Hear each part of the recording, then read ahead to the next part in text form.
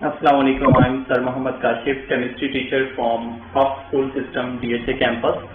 And today online lecture number 3 and the topic is equilibrium constant and its unit.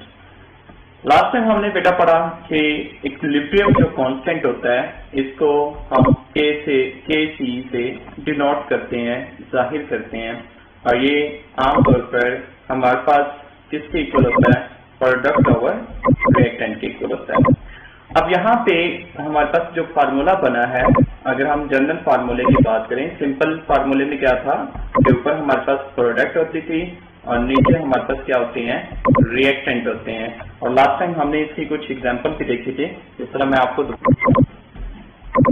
जिस तरह last time हमने यहाँ पे कुछ एग्जांपल सॉल्व की थी, डिफरेंट एग्जांपल को लेकर। जिस तरह यहाँ पे हमने एक एग्जांपल ली हुई है H2Cl2 2ACLI, तो हमने इसका Kc निकालना सीखा था। तो हमारे पास Kc किसके इक्वल होता था? Kc, तो लास्ट टाइम हमने इसमें एक जर्नल फार्मूले की बात की थी जिसमें Kc हमारे पास प्रोडक्ट ओवर रिएक्टेंट आता था।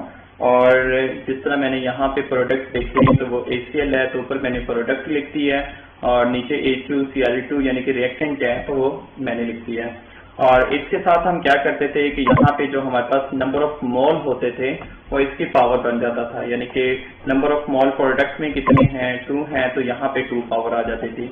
और इसी तरह यहाँ पे देखें तो H2 का नंबर ऑफ मोल कितने हैं? कुछ भी नहीं है, तो इट मीन 1 मोल है।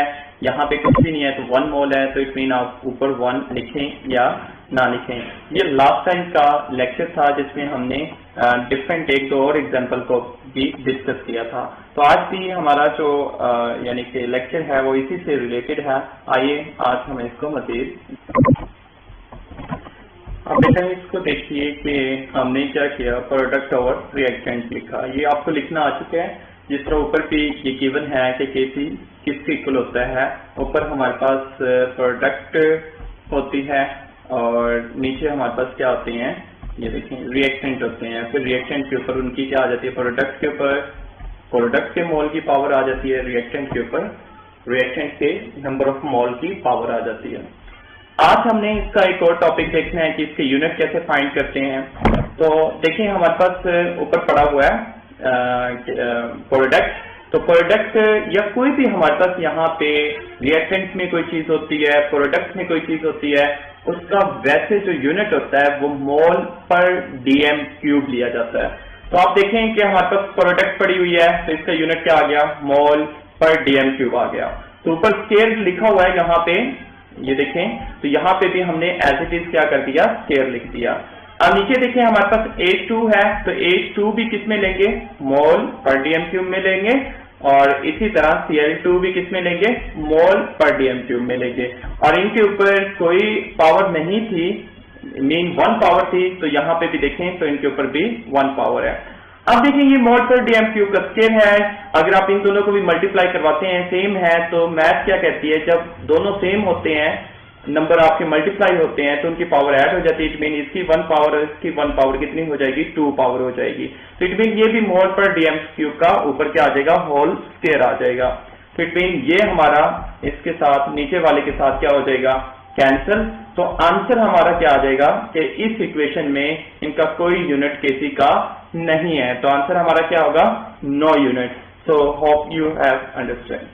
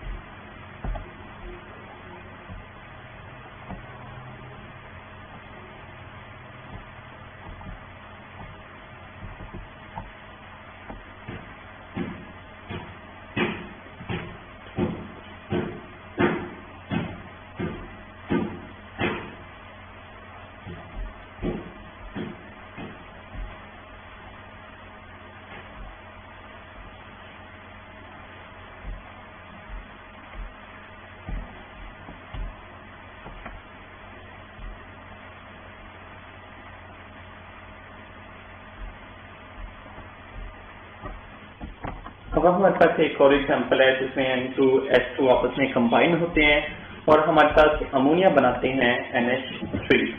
अब सबसे पहले देखें केसी का यूनिट तब निकाला जाता है जब हमारे पास बैलेंस इक्वेशन होती है। तो सबसे पहले इसको बैलेंस करते हैं। तो यहाँ पे देखें नाइट्रोजन कितने हैं, नंबर ऑफ नाइट्रोजन एटम 2 है।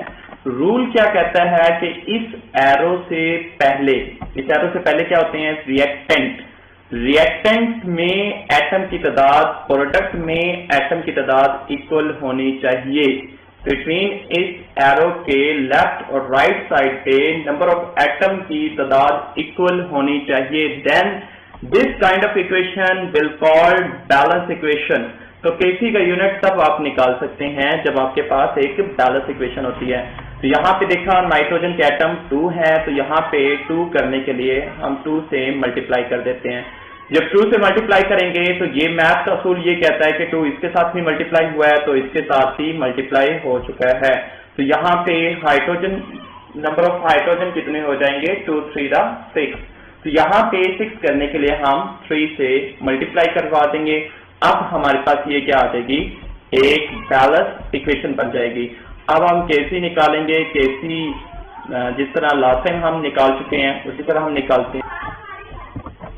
अब यहाँ पे देखें बेटा एक और एग्जांपल है। तो इसमें हमने देखा कि हमारे पास प्रोडक्ट और रिएक्टेंट आया। अब देखते हैं कि प्रोडक्ट की पावर में कितना है, नंबर ऑफ मोल 2 है तो इसकी पावर बन गया। रिएक्टेंट में देखें N2 का कोई मोल नहीं है तो वो इसमें 1 है तो 1 पावर बनेगा। यहाँ पे देखें नंबर ऑफ मोल 3 है तो यहाँ पे बेटा क्या हो जाएगा 3 ऐसे पावर बन जाएगा। तो इसी तरह इसके यूनिट में भी वैसे ही होगा। इसके यूनिट क्या होता है मोल पर डीएम क्यूब, ऊपर शेर था तो शेर आ जाएगा। अब इसका यूनिट भी मोल पर डीएम क्यूब है, इसके ऊपर कुछ भी नहीं है तो कुछ भी नहीं आएगा। अब इसका यूनिट भी मोल पर डीएम क्यूब है, ऊपर 3 पावर है तो यहाँ पे भी पावर क्या आ जाएगी एज इट इज 3 आ जाएगी। अब बेटा देखें यहाँ पे ये 2 इस 3 के साथ क्या हो जाएगा कैंसल, क्योंकि ये 3 है बिटवीन ये 1 इसका यहाँ पे बच जाएगा, लेकिन ये सारे का सारा 2 का क्या हो जाएगा ये कैंसिल हो जाएगा। तो बिटवीन यहाँ पे अब एक दफा ये बच गया और एक दफा ये बच गया। अब बेटा देखें तो ये कैंसिल हुआ, इसके बाद क्या होगा। ऊपर बेटा देखें मैथ में कभी भी 0 ऊपर नहीं रहता, ऊपर क्या रह गया हमारे पास 1, नीचे हमारे पास क्या रह गया मोल पर डीएम क्यूब यहाँ पे और मोल पर डीएम क्यूब यहाँ पे।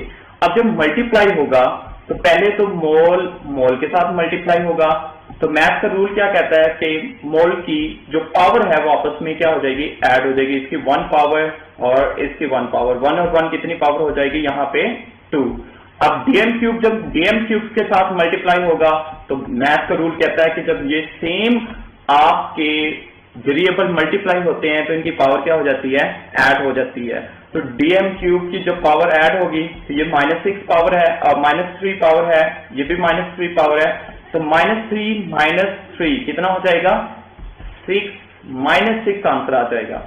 अब मैथ का रूल क्या कहता है कि जब आप इसको ऊपर लेकर जाओगे, डिनोमिनेटर को जब आप ऊपर लेकर जाते हैं तो वो क्या होगा कि ये इसकी पावर पॉजिटिव थी मोल की, तो ये ऊपर जाकर इसकी पावर क्या बन जाएगी नेगेटिव बन जाएगी, और इसकी डीएम क्यूब की पावर नेगेटिव थी तो ये ऊपर जाकर पावर क्या बन जाएगी पॉजिटिव बन जाएगी। तो ये हमारे पास इस इक्वेशन का यूनिट निकल आएगा जिसको हम क्या कहते हैं पर मोल स्क्वायर डीएम से क्या आ जाएगी पावर 6 आ जाएगी। तो इस तरह बेटा यहाँ पे हमारा ये लेक्चर का जो मेजर पोर्शन था कि उसके यूनिट कैसे निकाले जाती हैं तो ये हमारा एंड होता है। आपको कोई क्यूरी है तो आप प्लीज पूछ सकते हैं। तो बेटा ये जो ऑनलाइन लेक्चर हैं ये just for hub school system के लिए बनाए जा रहे हैं ताकि आप लोग इनको मजीद अच्छे तरीके से अंडरस्टैंड कर सकें, आप बार बार वीडियोस को देख सकें ताकि अगर कोई कंफ्यूजन होती है तो दोबारा देखने से वो ओके हो जाती है। You can also ask your queries on WhatsApp group by your voice messages or text messages। तो बेटा this is good for you कि आपके पास ये सब कुछ डाटा आपको प्रोवाइड किया जा रहा है।